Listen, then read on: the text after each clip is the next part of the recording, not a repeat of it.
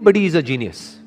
But if you judge a fish by its ability to climb a tree, it will live its whole life believing that it is stupid. बड़ी powerful statement है ये. इसको ध्यान से समझने की कोशिश करते हैं कि अगर कोई और उस फिश को जज करे तो कोई प्रॉब्लम नहीं है, तो इसका मतलब वो बेवकूफ है. यानी कि अगर दुनिया आपको जज करे तो कोई प्रॉब्लम नहीं है, इसका मतलब दुनिया बेवकूफ है. बट अगर वो मछली खुद अपने आप को जज करने लग जाए इस बेस पे कि देखो मैं पेड़ पर नहीं चढ़ सकती तो मैं बेवकूफ हूं, तो वो बेवकूफ है. हर एक की कोई ना कोई एबिलिटी होती है. जैसे सचिन तेंदुलकर है, उनकी अपनी एक एबिलिटी है. एल्बर्ट आइंस्टाइन है, उनकी अपनी एक एबिलिटी है. अगर एल्बर्ट आइंस्टाइन को बैट दे दिया जाए तो वो कैसे लगेंगे? लोग हंसेंगे. या अकाउंट्स में डाल दिया जाता तो क्या होता? जबरदस्ती उनको चार्टर्ड अकाउंटेंट बना दिया जाता तो क्या होता? क्या वो कभी भी ऐसा कुछ अचीव कर पाते जो उन्होंने अचीव किया? No doubt he was a genius. But वो जीनियस क्यों थे? क्योंकि उन्होंने वही किया जो उनकी नेचुरल इंक्लिनेशन थी. जैसे कि एक मछली है, अगर उसको बोला जाए कि पानी में तैरो तो वो पानी में बहुत तरीके से तैर सकती है. ऐसा कुछ कर सकती है कि जो देखने वाले हैं दे विल बी मेस्मराइज्ड. वो कहेंगे कि यार ये कैसे हो सकता है. जिसको पानी के अंदर तैरना नहीं आता है और वो उसको देखेगा मछली को, तो वो क्या कहेगा? ये मछली जीनियस है. तो इस तरह से पहले हमको समझना पड़ेगा कि हमारा पर्सनालिटी टाइप क्या है, और जब हम अच्छे तरीके से समझ जाएंगे और फिर एक्ट करेंगे, then sky is the limit. फिर सबके अंदर एक जीनियस है, फिर सब जीनियस है. Next quote is, education is not the learning of facts but the training of the mind to think. क्यों कहा जा रहा है ये? देखो क्या कमाल की बात इन्होंने कही है. बल्कि जिस वक्त इन्होंने कही थी उस वक्त कंप्यूटर्स इतने ज्यादा डेवलप नहीं हुए थे, इंटरनेट इतना ज्यादा पेनिट्रेट नहीं हुआ था. फिर भी वो देख पा रहे थे कि फ्यूचर में क्या होने वाला है. उसके बेस पर ये स्टेटमेंट उन्होंने दी है.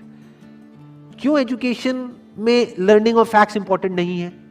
क्योंकि आज की डेट में अगर बात करी जाए तो जो फैक्ट्स हैं या जो नॉलेज है वो तो एक क्लिक ऑफ बटन पे अवेलेबल है.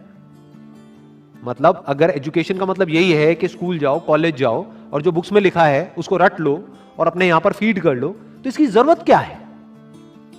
वो तो ऑलरेडी मोबाइल में है. जो बुक्स में लिखा है अगर उसको आपने रट भी लिया और यहां पर फीड भी कर लिया, तो अगर उसको रिट्रीव करना है तो कैसे करोगे? अपने आप से एक क्वेश्चन पूछना पड़ेगा, तभी तो वो याद आएगा और आप बोल दोगे. बट यही काम अब अगर क्वेश्चन पूछ करके ही आंसर आना है, तो वो क्वेश्चन तो आप यहां पर भी पूछ सकते हो मोबाइल में.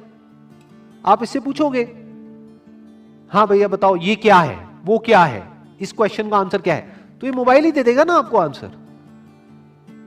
और जितनी मेमोरी इसके अंदर फीडेड है, जितनी नॉलेज एक मोबाइल के अंदर फीडेड है, जितनी नॉलेज गूगल में फीडेड है, क्या उतनी नॉलेज हम अपनी ब्रेन में फीड कर सकते हैं? तो हमारी ब्रेन, अगर हम एजुकेशन को सिर्फ इतना ही समझते हैं कि एजुकेशन का मतलब कि फैक्ट्स को यहां पर फीड कर दिया जाए, तो हमारी ब्रेन इससे बहुत पीछे ही रहेगी, चाहे हम जितना मर्जी डेवलप कर लें. तो वो एजुकेशन किसी काम की नहीं है. तो व्हाट इज रियल एजुकेशन, ये समझना बहुत जरूरी है. क्योंकि अगर हम इसको नहीं समझते तो हम ऐसे लोग अपने एजुकेशन सिस्टम से निकालेंगे जिनके अंदर फीडेड तो बहुत कुछ होगा, बट उनको यही नहीं पता होगा कि सोचते कैसे हैं. यहां पर दो बातें करी जा रही है. एक है education is not the learning of facts. Number one, learning of facts important क्यों नहीं है? Education is not the learning of facts. Why learning of facts is not that important? Because all the facts, all the knowledge, all the information is already available on the internet. अगर उसको यहीं पे store करने का नाम education है तो ये तो किसी काम की नहीं है. वो तो ऑलरेडी स्टोर्ड है आपके मोबाइल में. जब यहां पे स्टोर्ड है तो यहां पर क्यों स्टोर कर रहे हो दोबारा से? As simple as that. Number one. Number two, but the training of the mind to think. कि बच्चों को ये सिखाया जाए कि सोचते कैसे हैं और सोचना क्यों जरूरी है. क्योंकि लाइफ में जो भी प्रॉब्लम्स है, जैसी भी प्रॉब्लम्स हैं, उसका सॉल्यूशन कैसे निकलता है? सोच करके निकलता है. मेमोरी से नहीं निकलता है, गूगल से नहीं निकलता है, फैक्ट से नहीं निकलता है, नॉलेज से नहीं निकलता है. उस नॉलेज को यूज कैसे करना है उससे निकलता है. अगर मेमोरी से या बुक्स से सॉल्यूशन निकलता तब तो कोई प्रॉब्लम ही नहीं थी. किसी को पैसा कमाना है, इतनी सारी बुक्स हैं, पढ़ लो, निकल गया सॉल्यूशन. उससे नहीं निकलता है. इंफॉर्मेशन से सॉल्यूशन नहीं निकलता है. उस इंफॉर्मेशन को यूज किस तरीके से करना है उससे सॉल्यूशन निकलता है. जिस सवाल का जवाब गूगल नहीं दे सकता है, उस सवाल का जवाब अगर आप दे सको, सोच करके उस प्रॉब्लम का भी सॉल्यूशन निकाल सको जो गूगल नहीं निकाल सकता है, तो कहेंगे कि आप इंटेलिजेंट हो। ये इंटेलिजेंस डेवलप करने का काम होना चाहिए एजुकेशन सिस्टम का। This is real education. Attitude and positivity and this positive thinking, positive attitude must be based upon your actions. अपने एक्शंस को ऑब्जर्व करना है, अपनी स्ट्रेंथ्स को ऑब्जर्व करना है, उसके बेस पे डिसीजंस लेने हैं। उसके बेस पे अगर आपके अंदर एटीट्यूड है तो वो अच्छा है। सर ये चीज भी डिपेंड करेगी कि हम कितने स्मार्ट हैं, कितनी जल्दी चीजों को सीखते हैं, समझते हैं। हाँ, that is what I am saying. ये स्मार्ट वर्क की ही मैं बात कर रहा हूं, हार्ड वर्क की तो मैं बात ही नहीं कर रहा। बिकॉज ज्यादा पढ़ने से कुछ नहीं होता है किसी एंट्रेंस को क्रैक करने के लिए। जिन्होंने पास में जिस तरीके से किया है उसको समझ करके सही ट्रैक पे जा करके अगर हम सही से तैयारी करें तब उसकी क्रैक करने की पॉसिबिलिटीज बढ़ जाती है। But all I am saying is कि आप अकेले नहीं हो जो स्मार्ट वर्क करने वाले हो। आपके जैसे और भी लोग हैं, बट ऐसे कितने होंगे? 80-20 का सिंपल सा रूल चलता है लाइफ में। कहीं भी आप कुछ भी करोगे उसमें 80-20 का सिंपल रूल निकल करके आ जाएगा। तो ये मान लेते हैं कि चलो ये 10 लाख लोग हैं, 80-20 रूल को अगर हम यहां पर लगाएं और कुछ कैलकुलेशंस करें तो क्या निकल करके आ रहा है कि 10 लाख में से 20% ही है जो एक्चुअल में सीरियस है उसको लेकर के, उस एंट्रेंस को लेकर के। बाकी 8 लाख लोग हैं जो टाइम पास के लिए भर रहे हैं। तो आप अगर सीरियस हो तो आप किस में आ गए? अब यहां पर क्या आप इन्हें एक्सपेक्टेशंस के बेस पे कैलकुलेशंस कर रहे हो या एक्शंस के बेस पे? आप सीरियस हो इसका मतलब क्या? आपके एक्शंस कह रहे हैं कि आप सीरियस हो। तो आप किस में आ गए? 2 लाख में आ गए। 2 लाख में से भी 20% लोग ऐसे हैं जिनके अंदर एक्चुअल में कैपेबिलिटी है उसको क्रैक करने की। 80% लोग हैं जो सीरियस तो बहुत है, बहुत ज्यादा सीरियस है, जिनको एक्सपेक्टेशंस पूरी है लेकिन उनमें कैपेबिलिटी ही नहीं है। जैसे फॉर एग्जांपल कोई रेस है, मैं आपसे पूछता हूं इस रेस को जीतने की कैपेबिलिटी है आप में या नहीं है? सारे बोल देंगे हाँ है। जब भागेंगे तब पता लगेगा कि किसमें कितना दम है कि नहीं? Because that is a competition. जब भी आप कॉम्पिटिशन में जा रहे हो तो आपको एनालिसिस करना होता है कि मेरी कैपेबिलिटी क्या है in comparison to other people. That is called competition.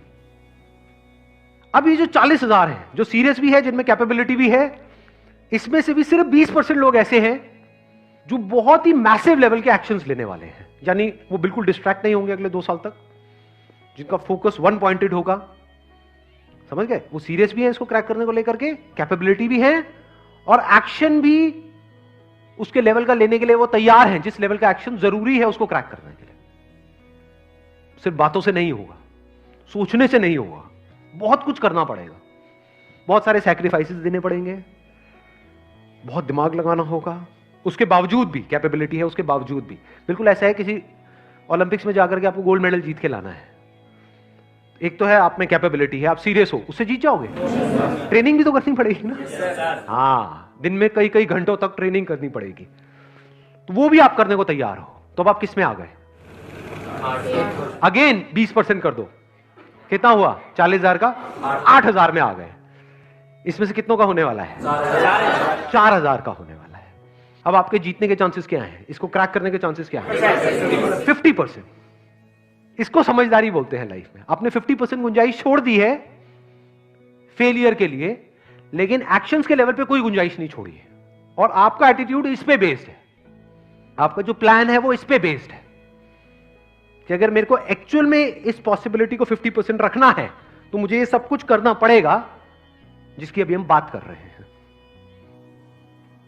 तो आपके भी माइंड में क्लियर होना चाहिए कि मेरी possibility based upon this logic is 50%, और आपके घर वालों को भी क्लियर होना चाहिए ताकि किसी को भी बाद में झटका ना लगे। अभी भी 50% है क्योंकि आप अकेले नहीं हो जो ये सब करने वाले हो, आपके ऐसे और भी बहुत सारे लोग हैं।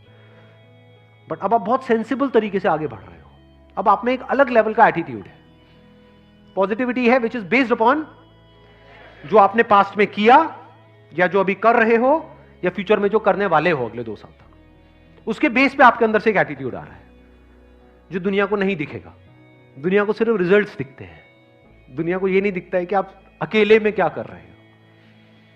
अकेले में क्या कर रहे हो तो किसी को नहीं दिखता है।